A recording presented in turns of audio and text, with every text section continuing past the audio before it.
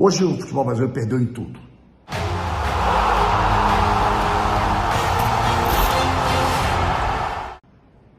Bem, amigos do canal GB, vamos lá para mais um comentário. E a cada comentário e cada participação da seleção brasileira nesse ano, eu me sinto mais triste, mais sofrido, mais arrasado, como sei que você também se sente. Bom, vamos lá. A sua participação é muito importante, coloque aí o seu comentário, mas participe, vá lá, plim, se inscreva. Já estamos a cada dia crescendo mais, na mesma proporção até parece, de que a cada dia cai mais a seleção brasileira. Mas hoje é uma noite dessa para pegar uma borracha e apagar. Tentar esquecer, porque foi um vexame, foi uma vergonha. Eu não estou falando só da bola rolando, não. Até que a seleção não estava assim tão exposta, com um buraco no meio campo, como em jogos contra o Uruguai, contra a Colômbia, ou tão mal quanto no empate em casa com a Venezuela. Jogou meio que de igual para igual com a Argentina, mas perdeu de novo. E mais uma falha de jogada aérea, mas falamos de futebol já já. Porque eu quero começar falando, desculpe, com a vergonha que foi mostrada ao mundo no Maracanã. Hoje o futebol brasileiro perdeu em tudo. A verdade é essa. Fiz até aqui umas anotações, né? A vergonha do que aconteceu antes do jogo, a briga generalizada, as torcidas se enfrentando e depois chega a violência absurda, inexplicável da polícia do Rio de Janeiro, agredindo torcedores. Tá bom, estavam brigando, mas foi uma coisa horrível de se ver o que aconteceu. E a culpa vai para onde? A polícia militar ou a polícia do Rio de Janeiro diz que é dos organizadores, a organização da CBF diz que apenas alugou o Maracanã e que a responsabilidade teria que ser da administração local do Maracanã, da segurança local e depois da polícia militar. Não é nada disso. A culpa é da CBF. E ao dizer que a culpa da CBF tem nome, o nome é Edinaldo Rodrigues. Eu acho que nesse momento ele se imagina o rei do futebol brasileiro. Porque nós não temos nada na CBF. Absolutamente nada.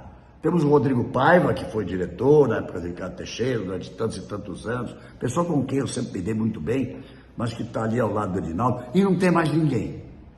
Houve até um desentendimento com o primeiro vice-presidente da CBF, que é o Rubens, que é o presidente da Federação Carioca, que se revoltou, deu nota oficial, porque a CBF ignorou a Federação Carioca, já que o jogo era no Maracanã, no Rio de Janeiro.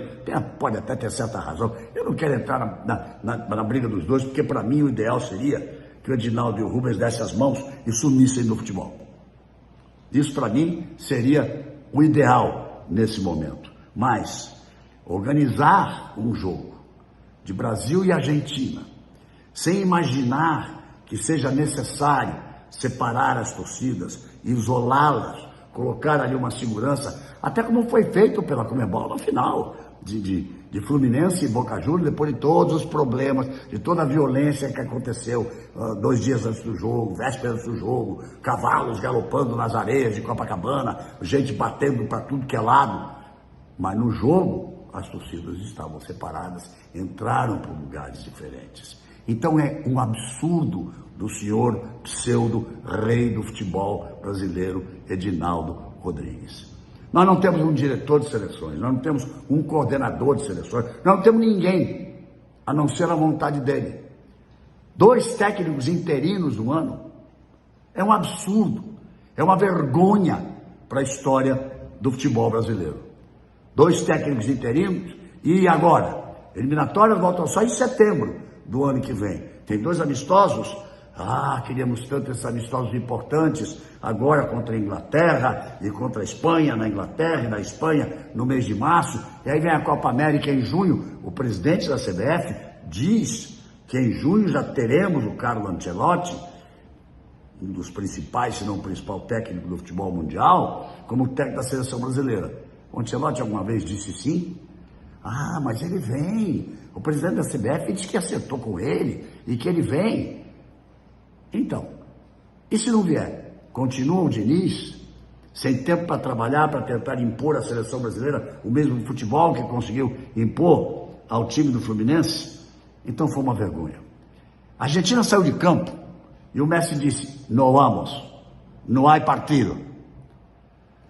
Disse isso para um jornal argentino, para um repórter argentino.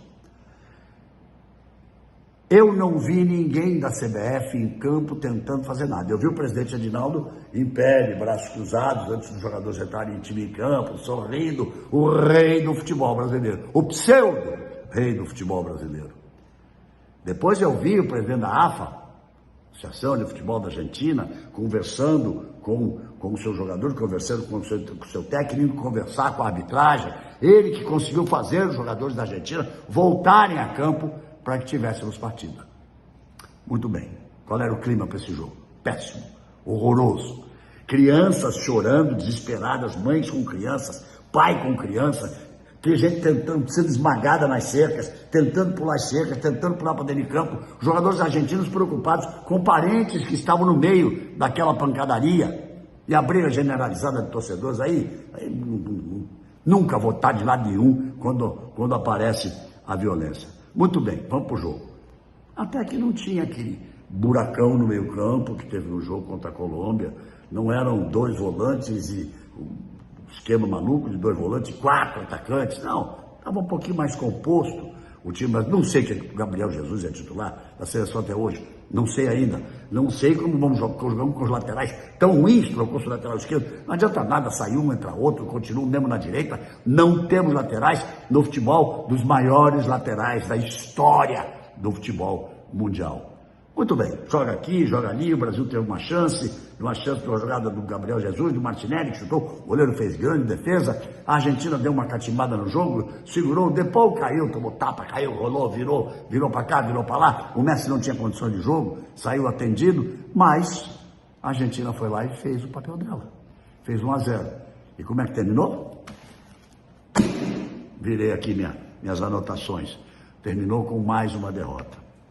Olha, nunca tinha acontecido na história do Brasil ter 2 derrotas seguidas em eliminatórias. Teve. Uruguai e Colômbia. Vocês se lembram? Depois, 3 derrotas seguidas? Ah, isso nunca vai acontecer jamais. Sim, agora com a derrota para a Argentina, são 3 derrotas seguidas.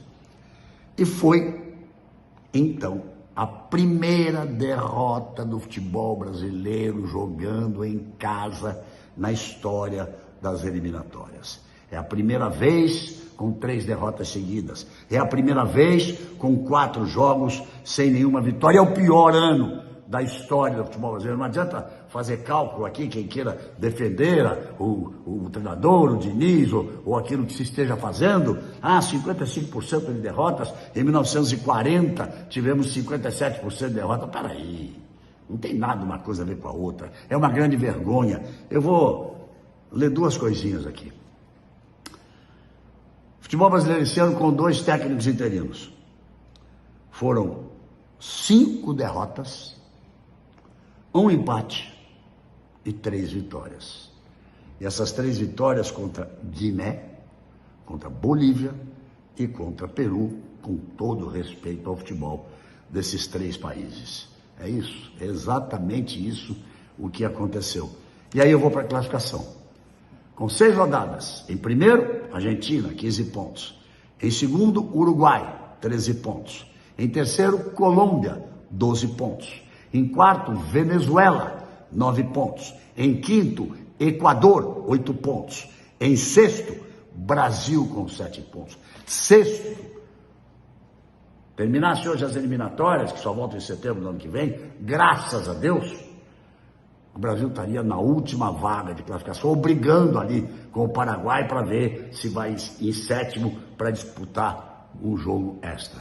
Já me estendi demais, mas olha, não dá para aguentar. Ou a CBF monta uma estrutura para a seleção brasileira Ou então, eu não sei nem o que dizer. Vou dizer o que para você, meu amigo? Tá duro, tá difícil, é uma vergonha o que está acontecendo.